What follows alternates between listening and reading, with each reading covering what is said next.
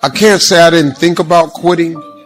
I had moments, I'm human, I didn't know how I'd ever make my dreams come true, but if you can just keep believing when nothing in you is working, if you can just manage to somehow keep hoping, you just got to hope. Sometimes you ain't strong enough to believe. And I just took that hope and just kept hope alive. If you can keep hoping, man, you have a chance.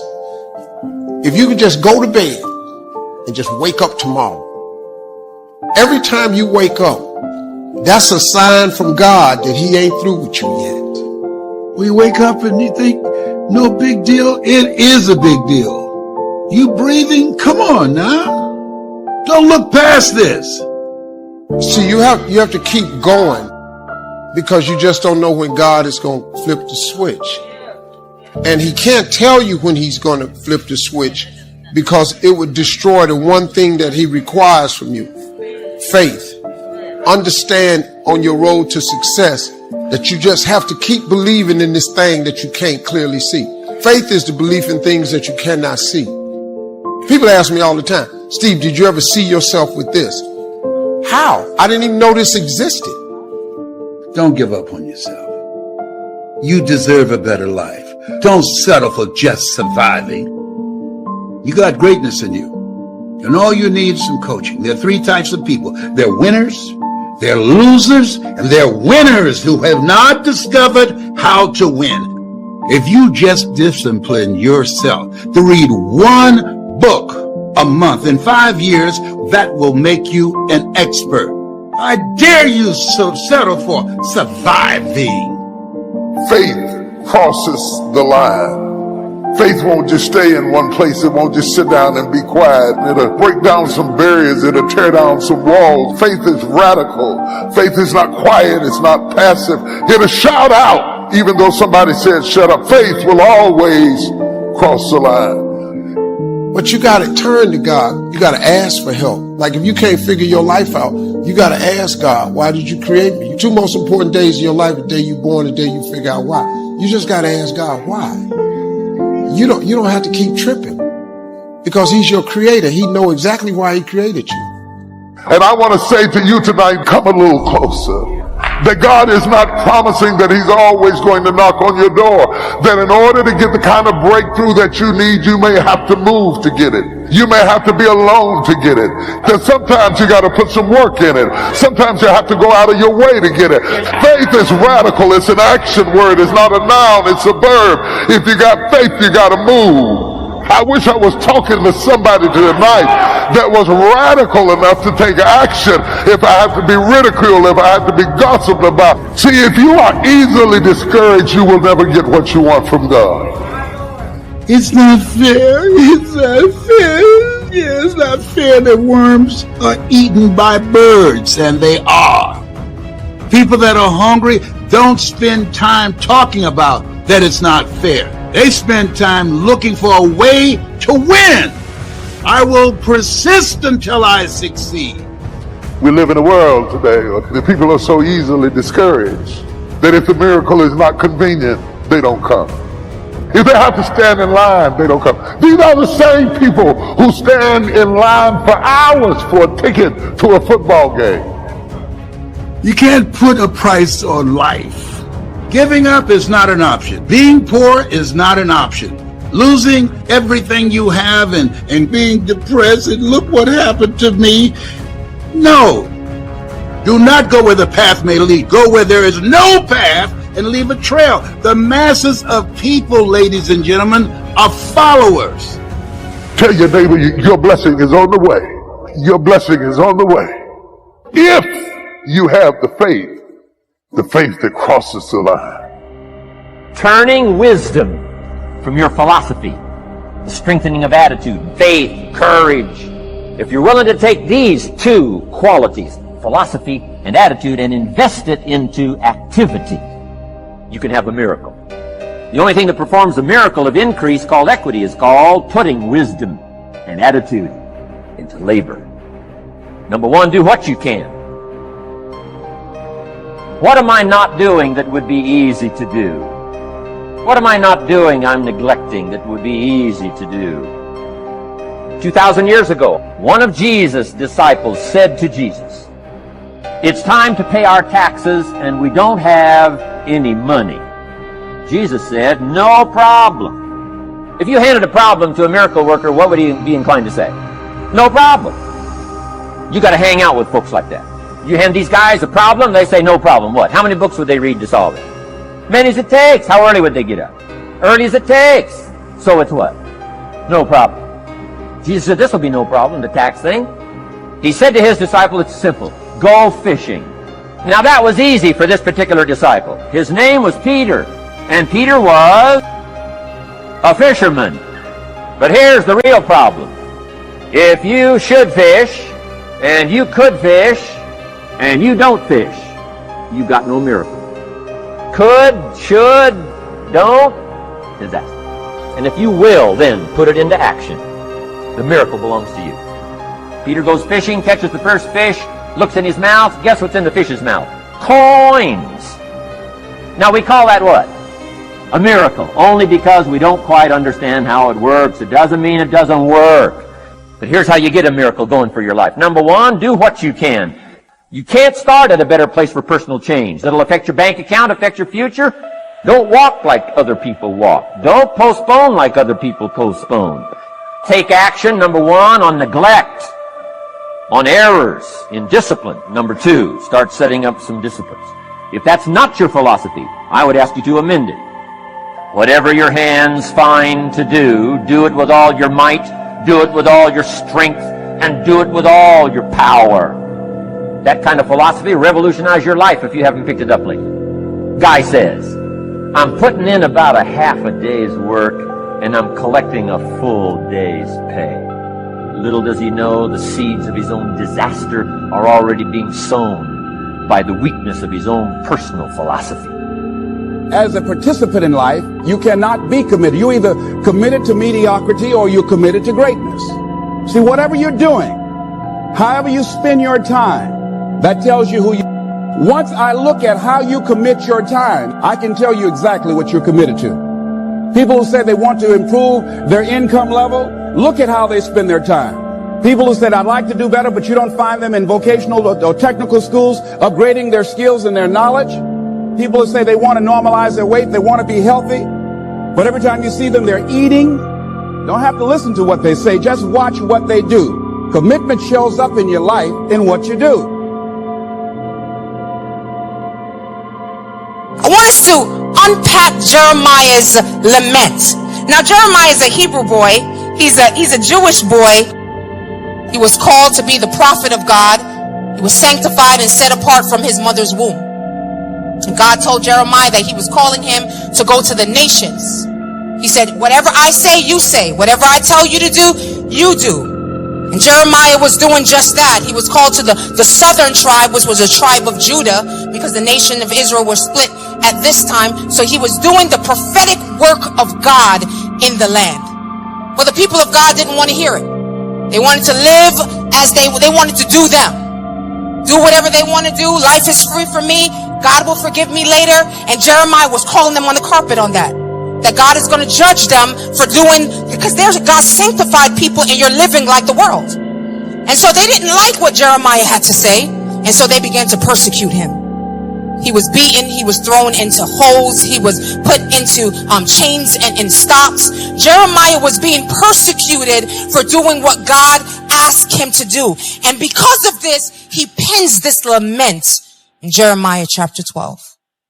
Truth be told, we've gone through that with the Lord. You heard my story where you're feeling like you're doing what you're supposed to be doing and God seems to be silent. You're doing what God asked you to do and you don't know where God is after you've committed to him and doing what he's led you to do, and all these persecutions are coming against you and you're wondering, where is God? Why is he absent? I want us to unpack Jeremiah's lament. Why does the way of the wicked prosper? Why are those happy who deal so treacherously? In other words, why do messed up people live so good? Why do wicked people seem so blessed? Why are we stressed out in our finances and they get to live the good life? They're rude, they're mean, and they get all the good stuff. They get the job promotion and they're having fun time on the job, and I'm working hard and I'm not getting the promotion. They're outside Sunday mornings washing their nice cars, and I'm trying to get a ride to go to church. They ain't even thinking about church. And I'm hoping my hoopty will get me to church. Jeremiah was upset with God and he was going at it. And that's just verse 1. He says, you have planted them. Yes, they have taken root. They grow. Yes, they bear fruit. God, they're doing well because of you. You say you allowed the sun to shine on the just as well as the unjust. You could stop it at any time, but you keep allowing them to be blessed. You're near in their mouth, but far from their mind. They talk about God, but God is far from them. They got the lingo, but not the action. They got the church talk, but not the church walk. I'm trying to live right and honor you, and I don't see anything coming through me. For me, why am I struggling and I'm trying to do the things that you've called me to do? Then the prophet Jeremiah did an unusual request. He said, pull them out like sheep for the slaughter. Prepare them for the day of slaughter. How long will the land mourn and herbs of every field wither because of the wickedness of those who dwell there? Jeremiah is saying that the earth is suffering, the land is suffering because of these wicked people. And then God responds to Jeremiah, Jesus. God responds, if you have run with the footmen and they have wearied you, then how can you contend with horses? Wait, what? I never said I wanted to contend with horses, God. Like, I'm okay with the footmen. Like, that's an even playing field, like humans against humans. I'm not trying to contend with an animal, a whole animal at that. Right? Like a true, like straight up, strong animal. Like they use the word horsepower for a reason. God knew exactly what he was doing.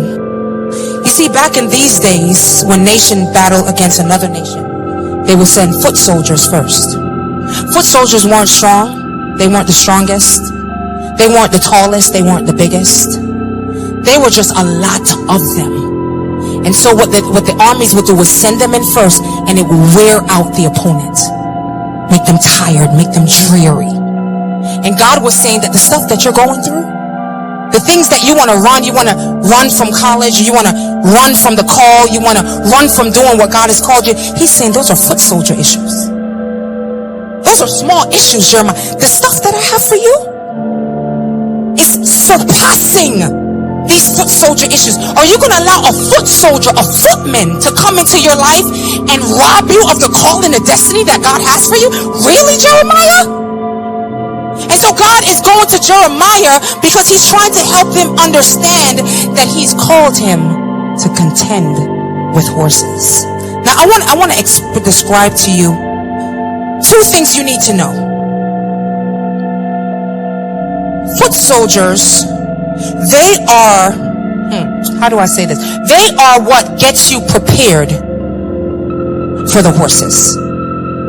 They prepare you. It's like the wings that's being developed, right? But before they prepare you for it, they want you to know. God was trying to help Jeremiah understand that foot soldiers reveal that you are going in the right direction. When you see the enemy attacks against you, issue after issue, problem after problem, challenge after challenge, it means that the devil is trying to wear you out. But why? Because he doesn't want you going in the direction that you're going in. So he wants to distract you. He wants to discourage you. He wants to bring depression and despair upon you so you can walk away from what God has called you to. You know, the things that you face, the foot soldier things that you face, you know, like they're talking about you. Foot soldiers. They didn't say hi to you.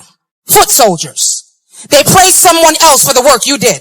Foot soldiers. You're being misunderstood. Foot soldiers. They lied on you. Foot soldiers. They ignored you. Foot soldiers. You have insufficient funds. Foot soldiers. They have more followers on Instagram than you. Foot soldiers. The person you thought was the one became somebody else's one.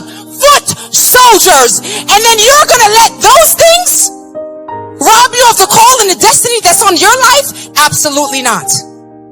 And so you've got to recognize, SCU, the foot soldiers that comes into your life to try to steal what God had. You know the enemy has a threefold ministry, right?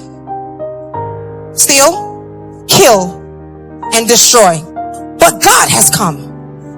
Jesus has come into your life so that you might have life and have life more abundantly. So when the foot soldiers come into your life, you got to be able to look at it and recognize it for what it is and say, I bind you in the name of the Jesus. I'm going to operate in my call. I'm going to operate in my destiny. You will not rob me from the calling that God has. Let me tell you what foot soldiers do. Because it's a lot of them, they come to bind you with fear. Fear paralyzes you. It keeps you from operating, from moving. You know when that fear comes, you can feel it up across your neck. You can feel it in your stomach. That's because the enemy is trying to stop you from what God has for you. But God says, I have not given you the spirit of fear, but of love and of power and of a sound mind. So when that fear comes up on the inside of you, you got to remind the enemy of that scripture. My God has not given me the spirit of fear. He has given me love, power, and a sound mind. But the next thing that foot soldiers bring that lets you know, it lets you know that the horses are coming. The horses are coming. Well, what does the horses mean? Oh my. The horses, they're stronger than footmen. They're not like humans. They're faster. They endure long distance. They run in the heat and the cold. They will run into any battle without fear. On your own, you cannot contend with a horse. You do not have what it takes to So then why would God call me to contend with horses if I cannot contend with a horse? Because it is God's desire to give you what you don't have to do what He's called you to do. Because He don't want you operating in your own power, in your own flesh, to bring about kingdom business. You're going to need His kingdom power on the inside of you. You're going to need His glory on the inside of you. You're going to need His spirit on the inside of you. Because if you do it on your own, then when you step into a thing, you're going to think, my hands have done this. My power has done this. And you're going to steal the glory from God. But He's saying, I'm going to get you in a situation where you're going to need me. You're going to need to depend on me. Because this thing that I'm calling to, you are you're not qualified for. But it is God who qualifies. It's not you. It's not your good looks. It's not your charisma. It's not your degrees. It's not your Hebrew knowledge. No. It's the power of God in earthen vessels. The horses that comes in our lives, it comes to paralyze us. It comes to disrupt what God has in store for us. But God is saying, I'm giving you power to do what you cannot do on your own, and that is contend with the horses. You know, I would rather contend with a cat. Give me a gerber. Give me a hamster. I'll even take a dog. I'm taller than them. But then I can still take the credit. And God wants us in situations where our weaknesses made perfect in God's strength. I'm not supposed to be here. I was a botched abortion that didn't go through. I'm not supposed to be here. The statistics for me says that I should be on the streets. When they called me to be the business administrator of CLC, I was in my 20s. Inexperienced. As a matter of fact, I turned down the position because I felt unqualified. And I told Pastor Max, you need to go pray about that because I'm not the girl. I don't have what it takes. I just got out of prison. And all I have is basic college math. What you need to run a multi-million-dollar church and do all the stuff that it does, you need someone that went to school for this kind of stuff. They got the degrees for this kind of stuff. Pastor Max went and prayed and came back and said, God showed me the person. I said, who? Yes. He said, that person is you, Nadine. I said, what? He said, figure out what God. And walked out of that office. I was unqualified. I didn't have what it takes. But God saw fit use this ex-prisoner that didn't have nothing going for her life and gave her a platform in that church. Not knowing I knew little. I used to be up at 2 o'clock in the morning asking God, please, I don't get it. These tax stuffs I don't get. And God gave me what I did not have to do what he called me to do.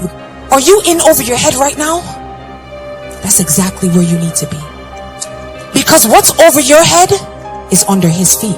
Since you are seated on the inside of him, everything that's under his feet is under your feet.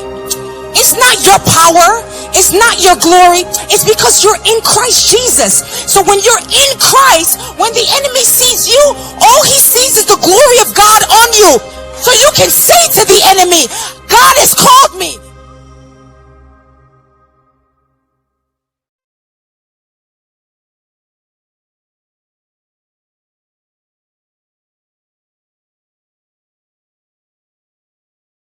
Hey there, welcome to my channel based strong motivation. Today I speak, do not be discouraged, God is with you.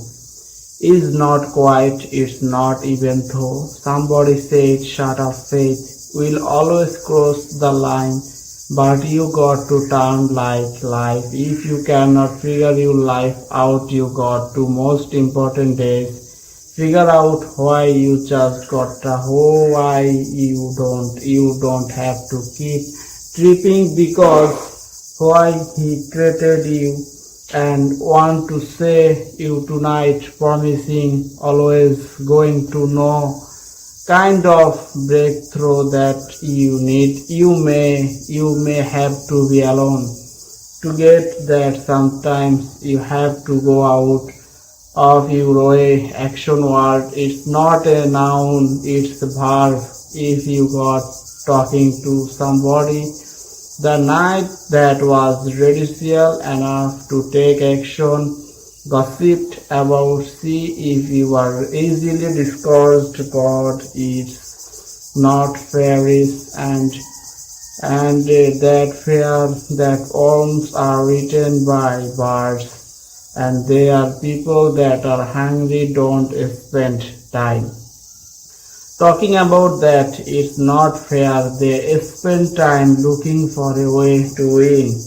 I will persist until today. The people are so easily discouraged that they don't come if they have to stand in line.